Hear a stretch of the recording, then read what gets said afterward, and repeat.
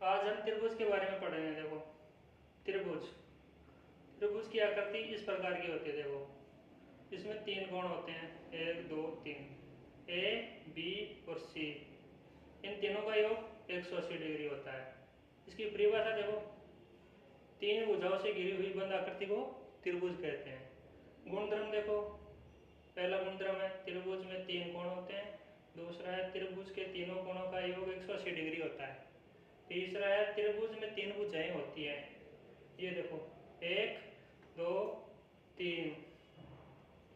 चौथा है त्रिभुज में तीन शीर्ष होते हैं। देखो, 1 2 3।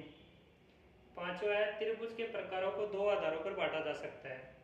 पहला है इसमें भुजाओं के आधार पर, दूसरा है कोणों के आधार पर। देखो, पहला आधार देखो, भुजाओं के आधार पर। एक समबाहु त्रिभुज, दूसरा समद्विबाहु त्रिभुज, तीसरा विषमबाहु त्रिभुज। समबाहु त्रिभुज क्या होता है? जिसमें तीनों भुजाएं क्या होती हैं? समान। सम का मतलब समान, बाहु मतलब भुजा। समद्विबाहु त्रिभुज जिसमें दो भुजाएं समान होते हैं। सम यानी समान, दो भुजाएं बराबर होनी चाहिए, समान होनी चाहिए, समबाहु त्रिभुज कहलाता है। तीसरा है विषमबाहु त्रिभुज। इसमें देखो सभी भुजाएं असमान होती हैं, ये अलग ये अलग ये अलग, तीनों मैच नहीं करती हैं, अलग अलग होती हैं। कोणों के आधार पर न्यून कोण त्रिभुज, समकोण त्रिभुज, अधिकोण त्रिभुज।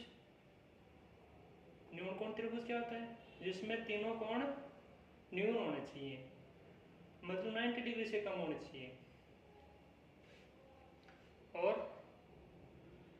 दूसरा होता है समकोण त्रिभुज। समकोण एक कोण 90 डिग्री का होता है इसमें। और तीसरा है अधिकोण त्रिभुज, इसमें एक कोण 90 डिग्री से अधिक होना चाहिए। देखो, ये अधिक है इसमें। Thank you guys.